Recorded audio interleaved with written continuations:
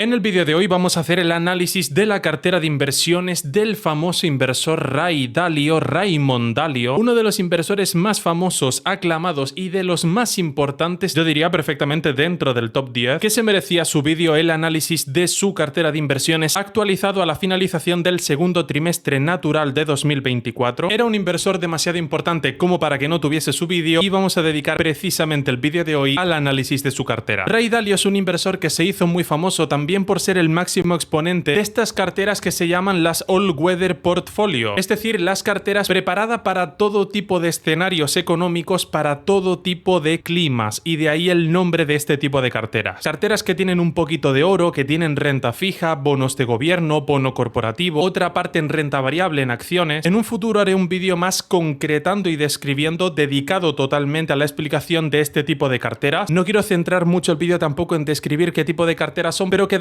simplemente con la presentación inicial. Carteras preparadas para todo tipo de escenarios económicos, para todo tipo de climas. Ray Dalio es su mayor expositor. Así que vamos con el análisis de su cartera gracias a la plataforma de Whale Wisdom. Bueno, ya estamos por aquí. Ya vemos Bridgewater Associates. Es un fondo de cobertura con unos activos bajo gestión, como se nos indica por aquí, de 171.751.270.410 dólares. Actualizado el documento 13F por el que podemos conocer la cartera de los inversores más importantes del mundo al segundo trimestre de 2024, teniendo una concentración esta cartera en sus 10 valores principales de un 35,36%, nada más y nada menos, y siendo la posición principal de Bridgewater Associates un ETF que emula, que está vinculado, indexado al core del S&P 500, el índice bursátil que está compuesto por las 500 empresas más grandes de Estados Unidos. En concreto nos centraríamos en el core, es decir, en las posiciones principales. Y como estamos viendo al inicio del nombre de este producto financiero, de este ETF, de este fondo cotizado en el mercado, está la palabra iShares, el término, dejando claro que es un ETF emitido por la gestora de activos BlackRock. Está gestionado por Raymond Dalio, que es el nombre un poquito más serio de Ray Dalio. Ya os voy avisando de que en el entorno de las inversiones, en el mundo financiero, se le conoce simplemente como Ray Dalio. Bajando un poquito por aquí, vemos las compras, que no hay grandes cambios. Ya vemos alguna posición que nos suena mucho de las principales del S&P, Amazon y Microsoft, con compras de un 1,71% y de un 1,31%, es decir, no hay grandes cambios. ExxonMobil también, esta petrolera, otra posición muy grande del S&P, y este ETF que compone su posición principal con una compra de un 0,43%. Es decir, como vemos, no está habiendo grandes compras. Curiosamente, y ahora nos vamos con las ventas, como señalo por esta parte, vemos una venta de un 1,08%, que aunque no sea un porcentaje tan grande, es sobre Apple, sobre directamente la posición más grande del S&P y la empresa más grande del mundo, y de Eli Lilly, la farmacéutica que más ha subido. Vemos alguna venta de otra farmacéutica y de Starbucks con el ticker SBUX. Vemos la evolución de en qué sectores se encuentran las inversiones de Ray Dalio a lo largo del tiempo, teniendo el consumo discrecional bastante peso, un 14% por aquel entonces, las finanzas un 24%, ya vamos viendo un perfil muy financiero en este inversor, el sector de la salud y en los bienes de consumo, esta última posición siendo la más grande y muy similar al sector financiero. Vámonos ahora directamente, en lugar de con el apartadito en el que se nos muestran las primeras posiciones, pero muy poquitas, apenas 5 posiciones, pinchando aquí en Holdings, vamos a ver la cartera al completo de este gran inversor de Ray Dalio. En primera posición, tal y como se estaba comentando antes y como nos hacía saber la descripción, tenemos un ETF, un fondo cotizado en el mercado, emitido por la gestora de fondos BlackRock, que emula, que está indexado a las acciones principales del índice bursátil S&P 500, manteniendo unas acciones de este fondo de 2.101.534 acciones, que tienen un valor a mercado a su vez de 1.150.022.451 dólares. Ocupa en su cartera un 6%, en contraste con su valor anterior, que es de un 5,57. Ocupa la primera posición, ha aumentado su posición comprando 4.562 acciones para ser exactos, en este último movimiento de compra y manteniendo esta posición y aumentándola, por supuesto, con el paso del tiempo, pero bueno, tiene este valor desde el tercer trimestre de 2010, con un precio medio de 396 dólares con estos decimales de centavos, que puede dar perfectamente estos decimales porque al fin y al cabo son compras de paquetes de acciones muy grandes, en el que ves el precio total de todas las acciones compradas, la divides entre el número de acciones y es normal que esa operación te dé unos decimales principales tan grandes, por lo que está correcto. En segundo lugar, vemos otro ETF también emitido por la gestora de fondos BlackRock, que lo que hace es emular un fondo bursátil de mercados emergentes y en concreto las posiciones principales de los mercados emergentes. Vemos que apenas variaba su posición un poquito a la baja, prácticamente nada, 1.457 acciones, cuando ya Ray Dalio tenía 18.662.013 acciones, con un valor a mercado de prácticamente 1.000 millones de dólares, mal contados, ¿vale? Le quedaría apenas 1 millón y poquito, con un peso en su cartera de un 5,22%, figurando un peso previo en su cartera de un 4,87%. Vemos aquí un gran protagonismo, más de un 10% de su cartera está solo en dos valores que son dos ETFs emitidos por BlackRock. También es muy destacable que ha salido un poco de las inversiones en Estados Unidos, fuera de lo amantes que son estos inversores de la propia economía estadounidense, demostrando que deja de confiar un pelín en la economía de Estados Unidos para irse a los sectores emergentes, a los mercados emergentes, viendo que en Estados Unidos se avecinan caídas y refugiándose un poquito más en la economía mundial y confiando, por supuesto, en los sectores, en las economías, en las empresas que más expectativa de crecimiento tienen, que como es obvio van a ser las economías emergentes. Y de ahí su segunda posición, un movimiento muy peculiar, muy particular y que explica muy bien cuál es la expectativa de Ray Dalio a futuro. En tercera posición, y aquí sí empezamos a ver posiciones principales del S&P, a lo que mucha gente me podría decir que realmente no es tan llamativa esta segunda posición de mercados emergentes porque sigue teniendo posiciones principales del S&P, reforzando por tanto ese core del S&P 500 en el que está invirtiendo Ray Dalio. Pero no es así, porque aquí habría que tener en cuenta un movimiento muy común que hay previo a las crisis, y es que los inversores se centran en los valores más grandes del mercado. La frase técnica sería que los grandes valores absorben toda la liquidez del mercado. Las grandes empresas, las más grandes, las posiciones más grandes en los índices bursátiles absorben toda la liquidez del mercado, es decir, los inversores se refugian en los valores seguros, las llamadas fichas azules o por su término en inglés blue chips. Al absorber toda la liquidez del mercado, estas posiciones grandes estaría centrándose todavía más en el core del S&P, refugiándose en las grandes y por tanto desconfiando del índice bursátil al completo, que es muy representativo de la economía estadounidense y por tanto de la economía del país en general. Por eso que se centre tanto en posiciones tan grandes del S&P significa desconfiar del resto del mercado estadounidense y por tanto me da la razón en mi descripción. Efectivamente se centra solo en los valores más grandes. Google, Nvidia, Procter & Gamble no es un valor tan grande, pero bueno, seguimos viendo las Magnificent Seven, ¿vale? Amazon, Microsoft, Meta están por aquí. Curiosamente en Apple reducía la posición, no la estamos viendo en las posiciones principales, no vemos Tesla tampoco, por tanto tendríamos 5 de las 7, Apple, Amazon, Meta, Microsoft, Google, Tesla y Nvidia, tendríamos Google, Nvidia, Amazon, Microsoft y Meta, y se acabó. Por la parte de Google, tercera posición, 4.540 millones de acciones, con un precio total, un valor total a mercado de 827 millones de dólares, teniendo un peso en su cartera de un 4,32% y manteniendo esta posición no desde hace tanto, cuarto trimestre de 2020. Una operación que lleva no tanto tiempo en su cartera, la verdad, y que asume aún así un peso enorme en su cartera, lo que es muy llamativo. Nvidia en cuarto lugar, 6.500.000 acciones, con un precio total a mercado de 809 millones de dólares, prácticamente 810 millones, un peso en su cartera, ya digo, muy similar a la posición de Google, un 4,23%, aunque, y esto sí que es de destacar, vemos ventas muy grandes de acciones tanto de Google como de Nvidia, sabiendo que el sector tecnológico va a sufrir y desconfiando, volvemos a lo mismo que comentaba antes, del mercado estadounidense. Ventas muy grandes, de las más grandes que vamos a ver en toda su cartera, por no decir, y no me quiero adelantar mucho, que la venta más grande directamente es en acciones, atención, de Coca-Cola, mostrando que tiene una expectativa bajista en el mercado, por lo menos en lo que se refiere al S&P. Procter & Gamble, otra empresa que vende de forma masiva, variando su posición un 12,46% con esta venta de 511.662 acciones, guardando aún así en cartera prácticamente 3.600.000 y con un valor a mercado de 592 millones, prácticamente 593 millones de dólares. Un peso en su cartera de un 3,10%, con Amazon y Meta un poco más de lo mismo, 2.600.000 acciones y 1.090.000 acciones respectivamente, en torno a los 500 millones de dólares de primeras posiciones, con un 2,67% y un 2,54% en total. Aquí vemos que compra acciones a pesar de las ventas tan masivas que se veían en el mismo sector tecnológico, aunque también es verdad, y hay que indicarlo, la posición posición que tiene en Amazon es bastante nueva desde el primer trimestre de 2024 y desde el cuarto trimestre de 2020. No tan optimista con Microsoft como sí lo es con Google. Aquí ya empezamos a ver también algunos valores más defensivos, como es la salud con el caso de Johnson & Johnson y como veíamos antes con la compra de Eli Lilly. 3.204.305 acciones con un valor a mercado de 468 millones de dólares, un peso en su cartera de un 2,45%, aumentándolo desde el 2,27 que tenía antes. Walmart también con el ticker WMT,